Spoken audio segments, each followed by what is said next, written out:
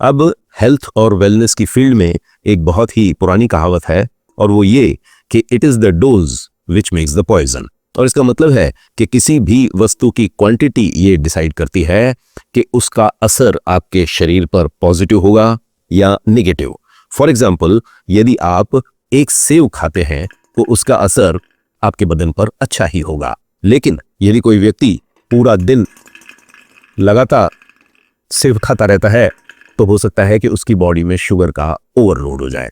ठीक इसी तरह से बादाम सेहत के लिए अच्छे होते हैं, लेकिन यदि कोई व्यक्ति पूरा दिन सिर्फ बादाम ही चबाता रहता है तो हो सकता है कि उसका कैलोरिक इंटेक जरूरत से ज्यादा बढ़ जाए।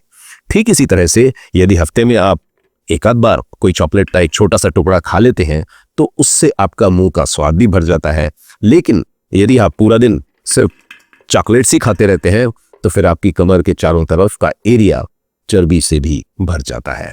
और बात सिर्फ क्वांटिटी की ही नहीं, टाइमिंग की भी है। यदि कोई व्यक्ति जिम जाने से पहले एक केला खा लेता है तो आने वाले वर्कआउट के दौरान उस केले की कैलोरीज हजम हो जाएंगी, डाइजेस्ट हो जाएंगी। लेकिन यदि कोई व्यक्ति रात को 11 बजे 4-5 केलों का बनाना शेक पीने के बाद सोने के लिए चला जाता है तो यह पक्का है कि अब उसकी बॉडी इस पूरे कैलोरी बॉम्ब को फैट में कन्वर्ट कर देगी।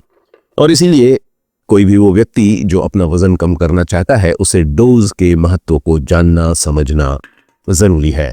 टेम्पटिंग फूड्स को पूरी तरह से अपनी डाइट से निकालकर बाहर फेंक देने की जरूरत नहीं है, लेकिन यदि आप उन्हें पूरा दिन खाते चबाते रहेंगे तो फिर वेट लॉस की गुंजाइश भी नहीं है। तो it is important to remember that it is the dose which makes the poison.